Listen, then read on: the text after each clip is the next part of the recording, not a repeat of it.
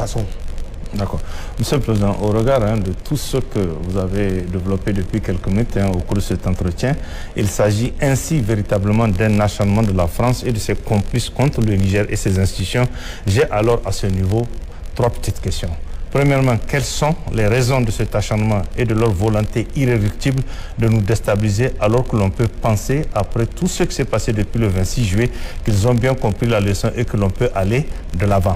Deuxièmement, Monsieur le Président, avons-nous, en ce qui nous concerne le Niger et la Confédération AES en général, une réponse et une stratégie commune pour y faire face?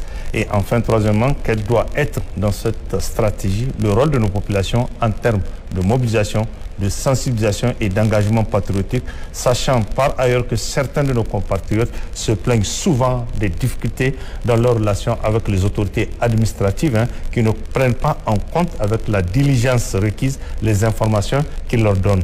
Exemple fréquent, souvent ils contactent l'administrateur délégué qui demande de contacter le gouverneur ou le préfet et vice-versa. Monsieur le Président. Vous me faites sourire. Oui.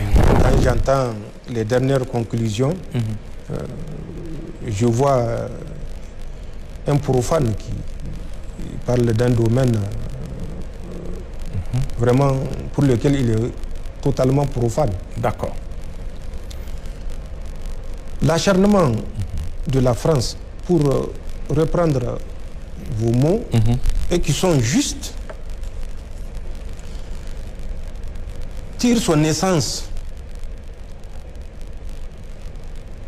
des facteurs culturels, civilisationnels et historiques. Cette même France, rappelez-vous, c'est la même France qui a comme maître tacticien hors pair Napoléon. Le même Napoléon, c'est ça, qui avait dit que le mot, je n'aime pas l'utiliser, mais l'africain, lui, c'est pas le mot qu'il a utilisé. Le mot, c'est un mot que je ne prononcerai jamais. Il dit, ne connaît pas la liberté. Donc, il faut lui servir toujours le repas de l'asservissement, de l'esclavage, du mépris et de la domination. Ça, c'est encore des mots allégés par rapport à ce qu'il a fait, ou il a dit. C'est le même Napoléon, déjà vers 1796, va envoyer des navires pour soumettre Haïti. Nous savons comment ça s'est terminé. Le mépris avec lequel ils ont abordé le peuple haïtien a été honteusement révélé parce que le peuple haïtien avait mis en déroute et capturé plusieurs dizaines de navires français transportant des hommes pourtant aguerris contre des populations deux fois désarmées. Mais c'est le patriotisme, la dignité qui avait pris le dessus. Et vous vous rappelez le sacrifice que Haïti a consenti pour racheter, malgré cette victoire militaire, mais pour racheter leur indépendance. Pour ceux qui ne le savent pas, ils n'ont qu'à consulter les documents d'histoire. Après Napoléon, venons plus proche de nous.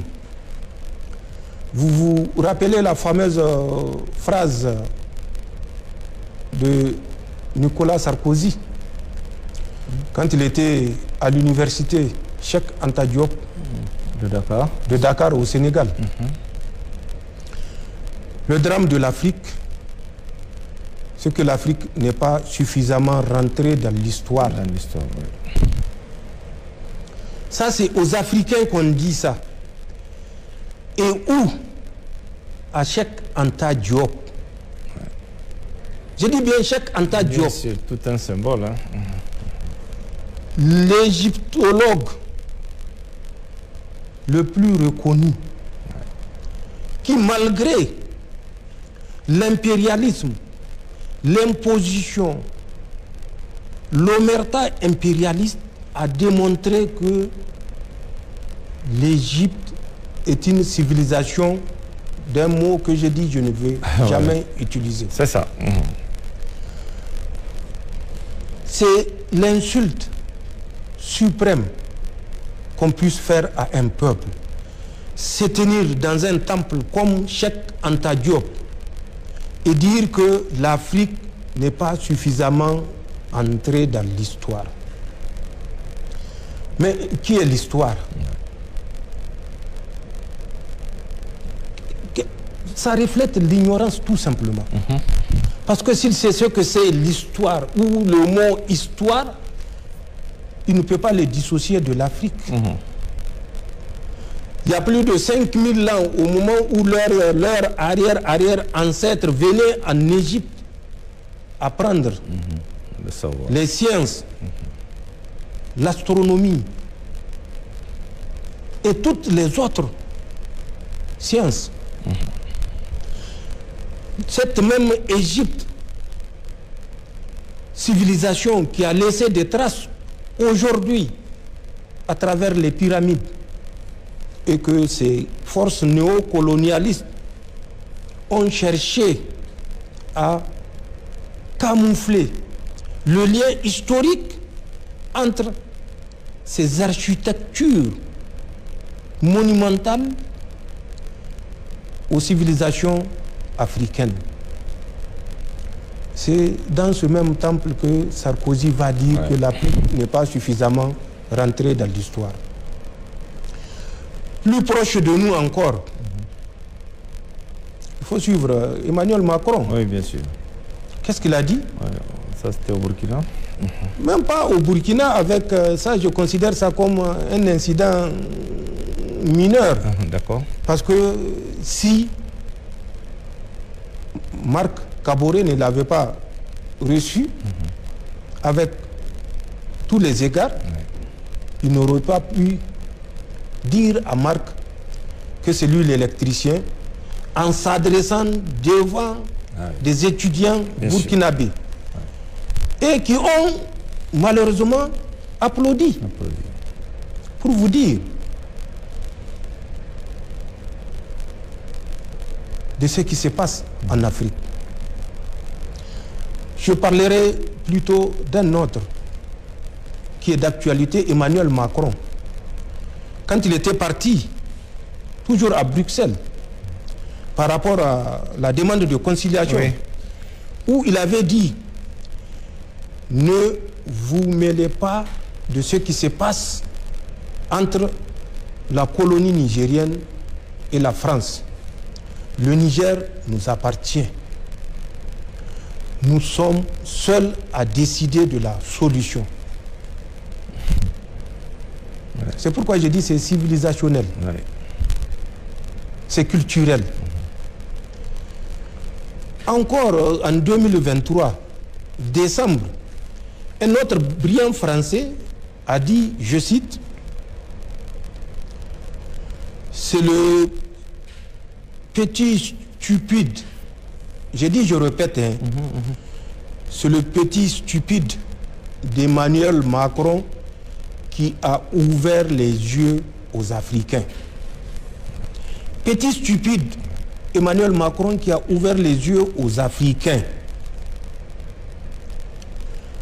Si jamais nous perdons ces colonies, nos fils, nos petits-fils iront en Afrique chercher leur subsistance. La migration va changer de direction. L'Union européenne, à côté de la France, doit faire en sorte que cette vision africaine échoue. C'est ce qu'il dit. Et il va plus loin. Cette vision, nouvelle vision des Africains de l'AES doit échouer. Le Niger, le Mali, le Burkina, s'ils réussissent, d'autres suivront. Il faut que Emmanuel Macron parte, ça je suis d'accord avec lui, même si c'est avec regret. Il faut que Emmanuel Macron parte où la France en souffrira.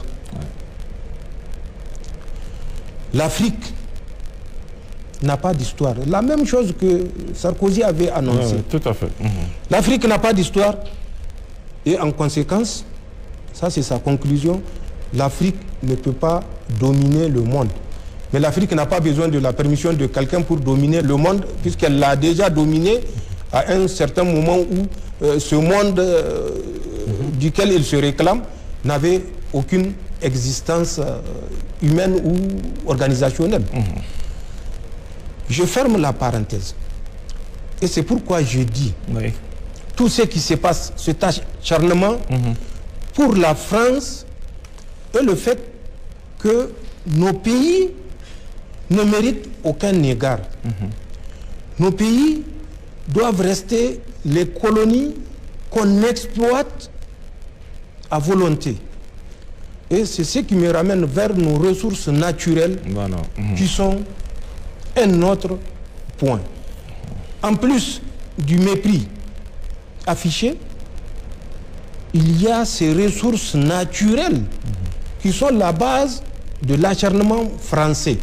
Parce que les Français l'ont compris avant le Nigérien, à commencer par l'uranium, exploité depuis plus de 50 ans, depuis 68. L'uranium a fait la prospérité de la France. Les Français l'ont compris. Mais l'uranium a fait la misère et la mort des Nigériens. Ça, malheureusement, les Nigériens ne l'ont pas compris. Toutes nos ressources, qu'elles soient sur le territoire national nigérien, qu'elles soient dans le sous-sol burkinabé ou malien, sont l'objet de cet acharnement en deuxième point que l'on observe non seulement de la part de la France, mais également de toutes ces puissances occidentales qui forment bloc derrière la France, malgré vraiment cette évidence qui est là, que ce qui se passe n'a rien à voir avec l'humain, ça n'a rien à voir avec la volonté de la France à défendre le droit ou la démocratie, d'ailleurs qui sont des données à géométrie variable, qui évoluent en fonction du contexte et des intérêts de ces puissances. Donc, c'est ce qui fait que la France s'acharne contre nous. Et troisième explication, c'est la Confédération. Dans cette organisation que nous avons créée, trois piliers ont été retenus comme étant des piliers impérativement communs à nos trois États. La défense, la diplomatie et le développement. La défense, nous avons abordé la force unifiée. Avant même que cette force unifiée soit créée, je l'ai expliqué que nous menions des opérations soit avec le Burkina ou avec le Mali, et le Mali également avec le Burkina. Mais sur le plan de la diplomatie, nous avons décidé que tout ce que nous allons faire et toute décision que nous allons prendre doit faire l'objet d'une concertation entre nos trois États. entre les États de l'espace confédéral. Le développement qui est le troisième pilier, vous l'avez suivi récemment avec la création de la Banque d'investissement et de développement, donc la Banque confédérale d'investissement et de développement.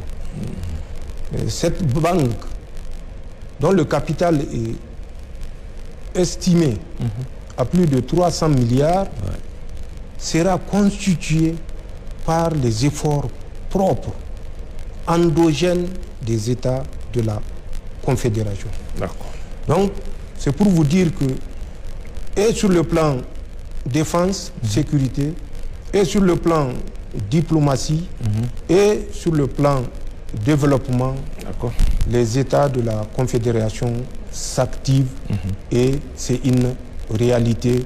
Nous ne sommes pas restés dans la théorie stérile.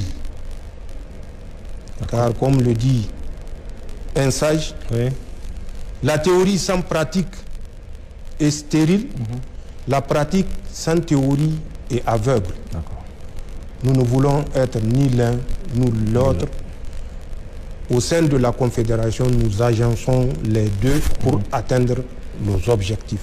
Et c'est ce que nous faisons effectivement au sein de cette Confédération pour répondre à votre question. D'accord. La troisième, je rappelle, M. le Président, quel doit être dans cette stratégie le rôle de nos populations en termes de mobilisation, de sensibilisation et d'engagement patriotique, sachant par ailleurs que certains de nos compatriotes, ils se plaignent souvent de difficultés dans leurs relations avec les autorités administratives qui ne prennent pas en compte la diligence requise, les informations qu'ils leur donnent. Exemple fréquent, ils contactent l'administrateur délégué qui demande de contacter le gouverneur ou le préfet et vice-versa.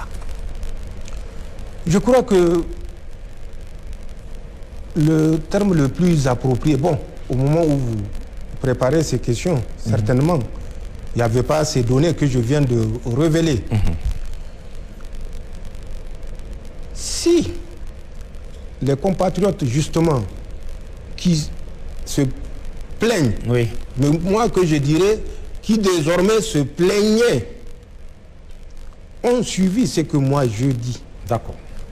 La mobilisation de l'Union européenne derrière la France, et quand je dis mobilisation, elle est totale.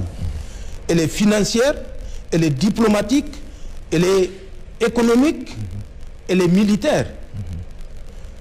Avec le soutien, je l'ai dit, d'une puissance autant de Joe Biden, qui accompagner aveuglément les décisions françaises tout simplement parce que le Niger devait rester une colonie et que les richesses du sous-sol ou du sol nigérien sont françaises.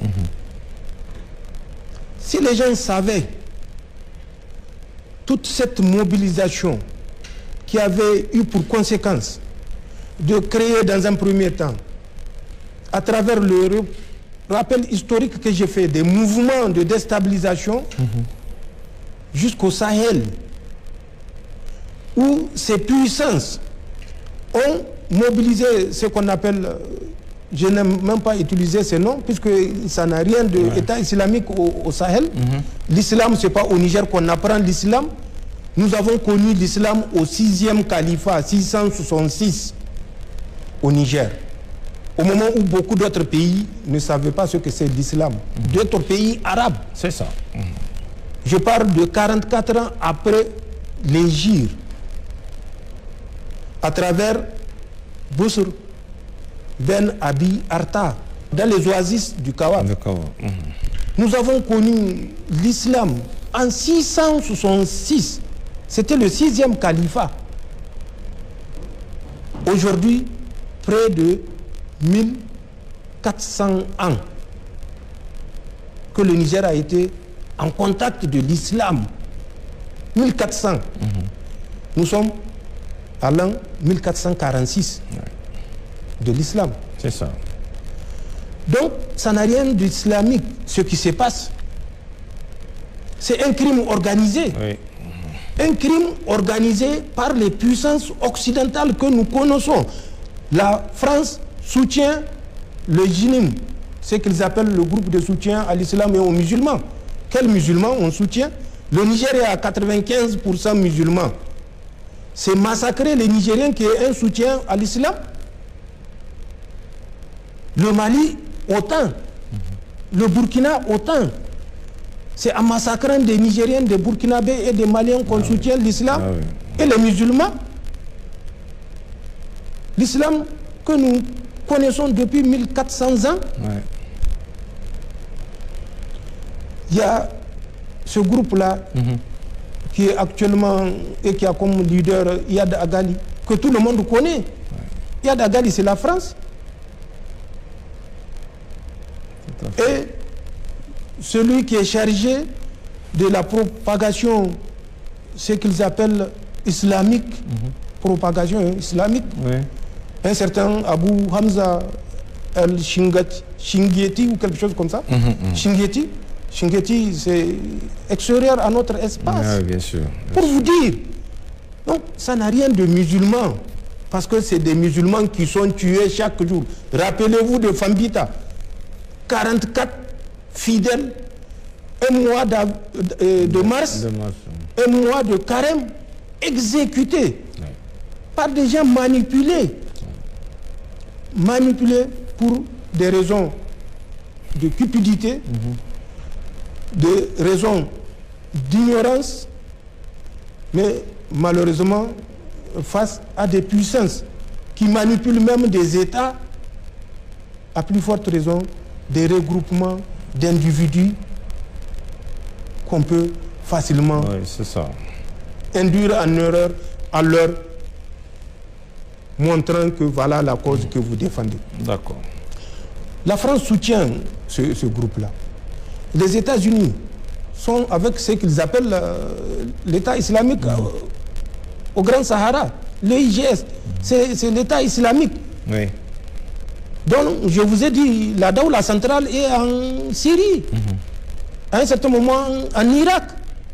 Mais c'est les mêmes événements qui se reproduisent ici. D'accord. Pour que les gens comprennent les enjeux de ce qui se passe actuellement, il faut qu'on évite de nous faire croire ce qui n'est pas ça. D'accord. Et il faut qu'on évite de croire facilement quand la version vient de la France et de rejeter systématiquement ce qui vient de nos autorités, parce que les autorités, bien sûr. Mais ça, je l'ai dit, ce n'est pas tous les peuples de la Confédération, sinon je ne serais pas assis ici en train de vous parler. Bien sûr. Puisque c'est la mobilisation populaire au Niger qui nous a permis de tenir jusqu'à date. Oui, tout à fait. Mais bien sûr, parmi les Nigériens, il y a des gens qui sont manipulés. Et je vous l'ai dit, à travers cette cellule Sahel de l'Élysée, qui fait ce travail d'intoxication à travers l'OIM, la DGSE française et la direction géopolitique du ministère français des Affaires étrangères. Toutes ces communications, tous ces tweets qui inondent, où vous voyez vers Mangaise 135 gardes nationaux ont disparu. Leur chef qui est parti pour chercher à savoir ce qui se passe a été abattu. Et vous avez des radios ou télévisions nigériennes qui mettent ces absurdités, qui reprennent ces absurdités, qui partagent ces absurdités. 500 FDS nigériens ont été massacrés le 24 juillet vers Eza. Eza, c'est là-bas entre les deux opérations, Chara et Al-Mahou. 235 ont été tués par là. Le dernier cas, Eknaon, on dit que c'est plus de 60 qui ont été massacrés. Nous enregistrons des pertes. C'est ça. Mais nous savons que c'est le sacrifice à consentir pour nous libérer. D'accord. Il faut que les peuples de la Confédération comprennent que aucune puissance au monde ne viendra pour faire la guerre à leur place. Les autres se sont sacrifiés pour leur pays. Bien sûr. Nous ne sommes pas des sous-hommes. Il ne faut pas que nous donnons raison à ces gens qui pensent que nous sommes des moins que rien. Nous sommes incapables de dignité parce que nous n'avons pas d'histoire. Il faut que nous comprenions cela pour que, à l'image de la mobilisation qui a toujours eu cours au sein de notre espace confédéral, cette mobilisation soit maintenue parce que la cause est noble. Il y va de notre survie. On n'a pas le choix, il n'y a pas deux options. Il y a une seule option, c'est la victoire pour les États de la Confédération. Oui. En dehors de la victoire, toute autre attitude n'est que baliverne et commentaire. Nous n'avons pas le temps de nous attarder sur les commentaires et les balivernes. D'accord. Voilà ce que je dis.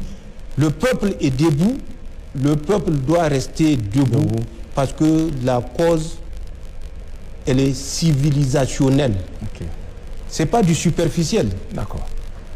Par rapport à la remontée des informations, où souvent, Monsieur le Président, les gens se posent des questions. Les gens, c'est ce que j'ai dit. Les gens se posent des questions parce que c'est des profanes. C'est ce que j'ai dit quand j'ai écouté ce que vous dites. Ok. L'engagement militaire répond du moins à des critères, pour parler de façon peut-être plus compréhensible, à des critères. D'accord. Le militaire, il apprend. En plus de ce qu'il apprend, confronté à la réalité, il retient des leçons. Nous avons vu des zones où les terroristes ont mis le feu à la brousse. Les forces de défense et de sécurité ont été appelées pour éteindre un incendie ou un feu de brousse. Ils sont tombés dans ce qu'on appelle communément une embuscade. Tout à fait. On a vu une ou deux motos venir apparaître devant les forces de défense et de sécurité. Mais ces une ou deux motos ne sont pas les seuls qui sont prévus dans cette mission de ces gens-là. C'est juste la partie visible de l'iceberg. D'autres centaines de motos sont tapis quelque part. Quelque part, oui, tout à fait. Nous avons eu malheureusement des morts dans la région de Sanam. Parce que deux motos ont apparu devant nos hommes qui les ont suivis avec 4 véhicules. Ils étaient partis pour trouver à 40 km plus loin, plus de 200 motos les attendaient. Le militaire, c'est quelqu'un qui réfléchit. Nous pouvons comprendre ces gens qui disent que les militaires n'interviennent pas au quart de tour. Parce que quelqu'un qui est menacé, quelqu'un qui voit son frère exécuté, son fils exécuté, sa femme, ses enfants pris en otage et conduits vers d'autres horizons où peut-être il ne les reverra plus. Effectivement, même si c'est 1 heure de temps après que les FDS interviennent, il va trouver ce temps très long. D'accord. Mais il faut que les Nigériens comprennent que les enjeux qui sont en cours dépassent tout ce qu'ils peuvent imaginer. Il faut que les Nigériens comprennent qu'ils n'ont pas d'autre alternative que de soutenir, vaille que vaille, leurs forces de défense et de sécurité qui meurent chaque jour pour les protéger. Oui, d'accord. Qui sont, malgré l'étendue du territoire, parce que nous sommes quand même l'un des rares pays où 360 degrés, on ne peut s'adosser sur personne. Nous sommes obligés de compter sur nos propres ressources et sur nos propres forces de défense et de sécurité. En dehors du Mali et du Burkina, où, comme je l'ai dit, nous agissons dans le cadre de la force unifiée. D'accord. Donc il faut que les gens se rappellent de ça et qu'ils soient plutôt des défenseurs de leurs forces de défense et de sécurité plutôt que de passer leur temps à charger les forces de défense et de sécurité qui n'interviennent pas suffisamment. D'accord. Monsieur le Président, d'accord. Monsieur le Président, c'est la deuxième question d'actualité. La saison des pluies s'annonce au Niger. Quelles leçons avons-nous tirées de ce qui s'est passé l'année dernière et quel message avez-vous à l'endroit de nos populations? Effectivement, la saison de pluie pointe à l'horizon. Elle a déjà commencé à s'installer. Il y a des zones qui ont sémé. Oui. Les leçons, elles sont de deux ordres. Sécuritaire et humanitaire. Sécuritaire par rapport à notre devoir, à notre responsabilité de protéger les Nigériens pour qu'ils vaquent à leur occupation champêtre ou à leur activité pastorale quand le moment sera venu. Humanitaire, puisque nous avons vu la saison passée, nous avons enregistré une pluviométrie jamais égalée. Nous avons perdu plus de 300 compatriotes. Oui. Que nous avons pris l'engagement d'assister et que nous avons assisté sur ressources propres à hauteur de 12 milliards de francs CFA. Nous n'avons jamais demandé l'aide internationale. Nous n'avons jamais demandé ou déclaré l'état de catastrophe au Niger. Parce que nous savons que si nous nous organisons mieux, nous pouvons porter une réponse adaptée à toute situation sur notre territoire. Les populations nigériennes sont assez vaillantes, sont assez résilientes pour faire face à toute situation et c'est ce que nous voyons. N'empêche, toujours dans le cadre de ce deuxième point, nous avons pris des mesures qui consistent, puisque la plupart des décès sont dus aux effondrements des maisons qui sont faites en argile. Oui, tout à fait. Nous avons décidé, à travers les structures sectorielles, de revoir les façons de construire au Niger et les matériaux de construction à utiliser. Et c'est dans ce sens. Le ministère du Commerce, le ministère de l'Habitat ont pris contact avec les deux compagnies pour l'instant qui produisent du ciment pour qu'on essaie de voir qu'est-ce que l'État peut abandonner comme taxes et impôts pour permettre à ces compagnies de cimenterie de produire du ciment à un prix qui permettra aux Nigériens, au lieu de recycler l'argile, qu'ils utilisent le ciment. Donc, les constructions, même si elles sont inondées, nous sommes un pays de soleil. Dès que le soleil revient, l'eau se retire. Ce sont vos effets qui seront mouillés. Vous séchez, ça va sécher les 30 minutes qui suivent. Donc, il faut changer de matériaux de construction et c'est ça où nous avons ramené le prix de la tonne, vous l'avez suivi, en fonction des régions, puisque justement il fallait inclure le transport pour les transporteurs. Et c'est ça qui avait cours et c'est ça que certains Nigériens ont dit que c'est pas normal, c'est du populisme, on ne devait pas diminuer le prix du ciment. C'est des Nigériens qui se sont élevés pour dire des absurdités comme ça, que c'est du populisme. Ils ne voyaient pas le populisme quand les maisons s'effondraient sur des compatriotes. 300 morts enregistrés, soit par effondrement ou par noyade. Noyade parce que les gens ont voulu traverser des coris en crue. Et malheureusement, souvent, c'est des véhicules, des camions entiers que ça a emporté avec des bilans très lourds. C'est ce qui s'est passé dans la région de Tawa, où il y avait eu une soixantaine de morts qui ont été emportés par les eaux de ruissellement d'un cori. Donc, ce sont ces mesures-là que nous avons prises pour faire face à la saison et que nous devons renforcer pour faire face à cette saison qui, selon la météo, sera encore plus abondante, Inch'Allah.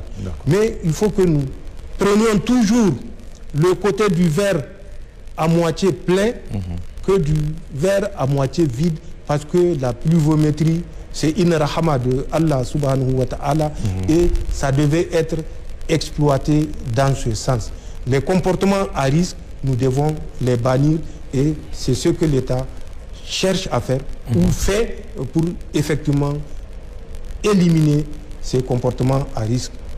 Et c'est ça que nous faisons pour cette campagne qui vient de démarrer, et que nous souhaitons en tout cas une campagne meilleure à celle de l'année passée, même si nous continuons quand même à jouir des produits de la campagne passée. Tout à fait. Les Nigériens se sont tués. Le sac de riz est à 11 000. Personne ne parle. Il n'y a que dans les prières où on rend grâce à Allah de nous avoir accordé cette rahman. Le sac de mil est à 27 000. Le mil tardif. Le mil hâtif est à 28 000. Le sac de sorgho est à 28 000. Le sac de maïs est à 27 000. Personne n'en parle. Alors qu'à pareil moment, c'était 2 fois. Oui, bien sûr. On a connu des années où c'était 2 fois ce prix. Mais là, ça a parlé. D'accord. Justement. D'accord. Monsieur le Président, pour finir ce grand entretien, votre mot de la fin. Quel sera votre mot de la fin? Le mot de la fin, par rapport à l'exposé de la situation que je viens de faire, par rapport aux implications que je viens de révéler pour ceux qui l'ignoraient, c'est que les Nigériens se regroupent et s'illustrent comme ils l'ont fait par leur sens de patriotisme. Que les peuples de la Confédération, de façon globale, s'illustrent encore davantage par leur engagement patriotique. C'est un combat de longue haleine, c'est un combat face à un professionnel de la perfidie, c'est un combat où les Nigériens doivent de moins en moins accorder la moindre importance à ces tweets dont on connaît l'origine et dont nous connaissons l'objet. Les Nigériens doivent continuer à prier pour leur pays. Souvent, j'entends des gens qui disent « Nous, pourtant, nous avons ou nous avions soutenu le Conseil national pour la sauvegarde de la patrie. » Mais celui qui s'exprime comme ça n'a pas compris le combat. Le combat, ce n'est pas pour le Conseil national pour la sauvegarde de la patrie. Le combat, c'est pour la dignité du Niger.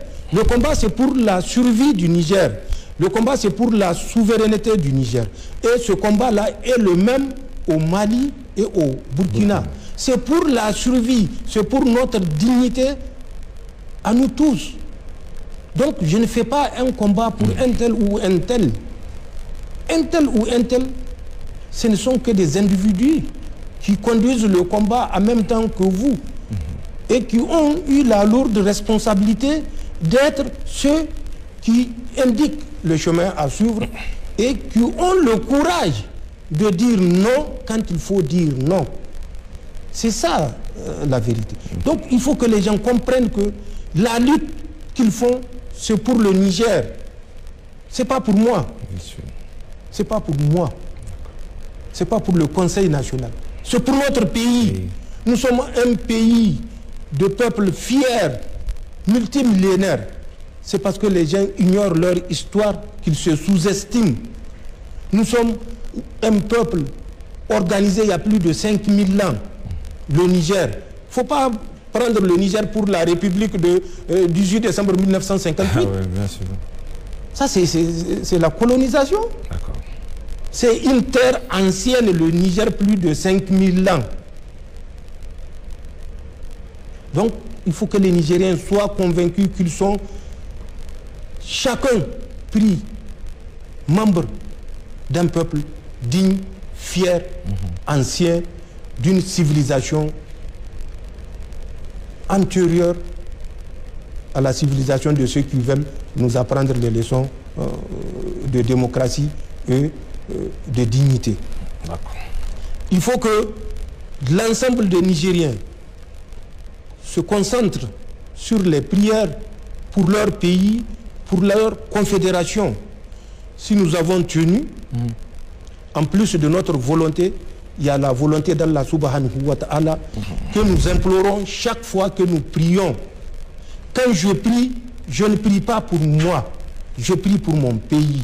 C'est ce que je considère que chaque Nigérien se mette dans sa tête quand il prie d'abord pour son pays. Parce que le jour où le Niger cessera d'exister, lui-même cessera d'exister en tant qu'individu, en tant que Nigérien. Puisqu'il n'y aura plus de Niger. Il n'y a plus de patrie à chérir. C'est cet appel-là que je lance aux Nigériens. Renforcer les prières, que ce soit dans les villes et dans les campagnes. L'État fera sa part. L'État ne trahira jamais. Parce que l'État a pris conscience qu'il a mis Allah, subhanahu wa ta'ala, entre lui et son peuple. S'il trahit son peuple, Allah est le plus sage des juges. Ce que Allah n'a pas jugé, un individu ne peut pas s'arroger ce droit-là. Il faut que, même si nous ne croyons pas, quand même, nous croyons à quelque chose. Bien sûr. Donc, cette chose en laquelle nous croyons, sachons que c'est elle qui est l'être suprême, qui est la chose suprême. Et pour nous, c'est Allah. Et c'est devant Allah que nous avons juré de défendre les intérêts de notre peuple et nous le ferons, Inch'Allah, jusqu'à notre dernier souffle. Ah. Que les Nigériens soient soudés, restent soudés, qu'ils évitent de céder aux sirènes ethnocentristes, régionalistes, néocolonialistes, qui ne font que remplir un agenda, l'agenda des puissances coloniales à travers des miettes qu'on leur donne, à travers du pouvoir qu'on leur miroite ou qu'on leur fait miroiter. Vous aurez un deuxième mandat, vous aurez un troisième mandat, vous aurez un quatrième mandat, massacrez vos populations. Et en bas marche, on massacre les populations. Vous aurez tant de millions, vous aurez tant de logements, vous aurez tant de ceci. Allez-y, donnez-nous les renseignements, faites diffuser ces informations et vous les faites diffuser. Étant conscient que ce que vous faites est nuisible. Et pour ça, j'attire l'attention de la presse. La France a ce qu'ils ont appelé Agence française de développement des médias. Agence française de développement des médias à travers Canal France International. Oui. Ils ont créé une organisation qu'ils appellent Crossover. Crossover, it is not French, it is not British but French. French, yes. So, ils ont créé cette ONG-là avec un nom anglais pour faire certainement diversion. Oui. À travers cette ONG, ils recrutent des journalistes, des, comment vous les appelez, ceux qui interviennent sur les réseaux sociaux, oui. Des activistes. Mais c'est des activistes intéressés. Ok. C'est en dizaines de millions de francs CFA qu'on leur donne comme budget. Donc, crossover et un démembrement de Canal France International, lui-même qui est piloté par l'Agence française pour le développement des médias. Toutes ces intoxications-là sont également issues de cet outil-là qui est malheureusement piloté par des journalistes et nigériens. Nous savons, puisque en novembre 2024, ils étaient au Sénégal pour une formation, nous le savons. Qu'ils ne pensent pas qu'ils ont passé inaperçus et qu'ils ont franchi les barrières, nous le savons, mais nous les observons. D'accord. Parce que nous savons que Allah déjà a décidé de leur sort. Nous ne faisons que suivre. Mais nous ne restons pas passifs. Donc, que ces gens comprennent que tout ce qu'ils vont faire contre leur pays n'est pas de l'intérêt de leur pays. D'accord. Il faut qu'ils arrêtent de jouer le jeu que nous voyons. D'autres prêtent leur page à la DGSE française. Utilisent leur page. Je le dis parce que je sais que la DGSE française va encore. C'est eux qui disent, quand ils envoient, il faut bien les connaître ces gens-là. Quand ils envoient un message, ils disent, bon, nous sommes sûrs que la présidence va saisir des téléphones. Ou bien le ministère X va saisir des téléphones. Mais c'est ce qu'ils ont fait. Une anecdote. Quand nous avions fait les dernières révélations, tous les agents de la DGSE française qui ont servi au Niger, au Mali ou au Burkina ont été soumis au polygraphe. Le polygraphe, c'est le détecteur de mensonges. Parce que pour eux, ces minables des Nigériens ne peuvent pas connaître notre secret sans que ça ne soit à travers nos propres compatriotes. Ils les ont humiliés, ils les ont mis en quarantaine, ils les ont passés au polygraphe, le test de mensonge. Et après, je ne sais pas qu'est-ce qui est advenu de ces victimes-là. Mais qu'ils sachent, le déménagement qu'ils sont en train de préparer, d'ailleurs, ils ont accéléré sur les 20 hectares de Fort-Neuve. Nous sommes au courant. Les 6000 bureaux qu'ils veulent construire avec 130 000 mètres carrés de plancher, nous sommes au courant. Nous avons déjà des bureaux réservés. Nous saurons, Inch'Allah, tout ce qu'ils vont faire parce que leur malveillance n'est pas agréée. Nous comptons sur les Nigériens de rester fermes. Ce que nous leur dirons n'est que pure vérité. Si les Français ne sont pas en train d'envisager le déménagement parce qu'ils pensent qu'on a infiltré leur mur au boulevard des Mortiers pour revenir à Fort-Neuve, sur 20 hectares, ils n'ont qu'à sortir pour démentir.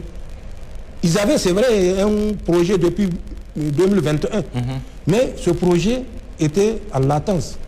Il a fallu le réactiver à coût de milliards d'euros pour le réaliser et dans un laps de temps. Et cette décision a été prise suite à nos dernières interventions de décembre, où ils ont traumatisé ou humilié leurs propres concitoyens qu'ils pensaient être à la base des fuites qui nous ont permis d'entretenir les Nigériens.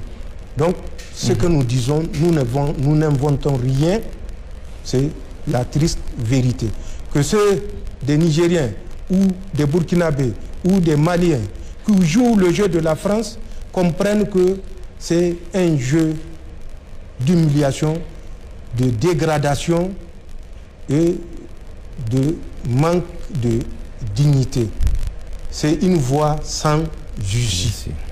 Rien n'est au-dessus du Niger, rien n'est au-dessus de notre espace confédéral, rien pour les Maliens n'est au-dessus du Mali, rien pour les Burkinabés n'est au-dessus du Burkina. Il faut que ces compatriotes comprennent que la lutte que nous menons, nous ne la menons pas pour nous-mêmes, nous la menons pour l'ensemble de nos populations que nous voulons juste voir vaquer à leur activité professionnelle sans qu'on ait besoin de les mettre devant des 12-7, des 14-5 ou je ne sais de quelle couverture aérienne. Oui. Nous sommes un peuple assez intelligent, un peuple assez travailleur qui peut s'en sortir. Mais pourquoi devons-nous rester sous la domination des Français? Tout simplement parce que les Français trouvent leur compte en nous maintenant sous leur domination. Et que nous ne comprenions pas. Et jusqu'à nos intellectuels, c'est ce qui est regrettable. Nous ne comprenions pas que c'est de la survie de nos pays qu'il s'agit. Quand je vous ai cité le génie français qui disait c'est la stupidité du petit Emmanuel Macron, j'aurais voulu voir des intellectuels sortir, condamner ces propos-là. Rien. Personne n'est sorti. Pourtant, on a tous les diplômes. C'est ce que j'ai regretté également quand Macron s'est exprimé comme ça pour dire que le Niger lui appartient. C'est ce que j'ai condamné quand Sarkozy s'est prononcé à Cheikh Anta Diop pour dire que l'Afrique n'est pas rentrée dans l'histoire. C'est ça le drame de l'Afrique. Donc c'est des comportements comme ça qui sont révoltants et qui doivent révolter chaque digne fils de la Confédération. Je prie pour que nos pèlerins qui sont à la Mecque fassent un Hajj Mabrouk. Je présente mes condoléances aux familles de nos 3 compatriotes qui sont décédés. En tout cas, c'est les informations que nous avons jusqu'ici. Un décès de suite d'un accident de circulation et 2 décès de suite d'une courte maladie. Nous prions Allah subhanahu wa ta'ala qui leur accorde sa rahma et qu'il agrée leurs vœux et leur ibada avant leur dernier soupir. Pour ceux qui sont encore en train d'accomplir les rites, nous leur souhaitons Hajj Mabrouk et que Allah subhanahu wa ta'ala les ramène dans leur famille sains et saufs. Nous souhaitons bonne fête à l'ensemble de nos compatriotes. Nous souhaitons que, puisque déjà l'association islamique a retenu la date, nous souhaitons bonne fête à tous nos compatriotes. C'est l'objet également de ce que j'ai à dire par rapport à mes vœux et souhaits vis-à-vis de mes compatriotes, des compatriotes de la Confédération et pour nos pays et notre confédération. Allah nous couvre de sa rahma infinie, qu'il nous protège des malveillants et de leur malveillance, qu'il fasse que la confédération triomphe de toute malveillance. Je ne dirais pas puissance, parce que aucun de ces pays n'a la puissance. Merci, Monsieur le Président, vraiment pour cet entretien et merci aussi encore pour la franchise dans vos propos. Mesdames, Messieurs, c'est la fin de ce grand entretien qu'a bien voulu nous accorder le Président de la République, le général d'armée Abdrahmane Tchiani. Merci de l'avoir suivi et excellente soirée à tous.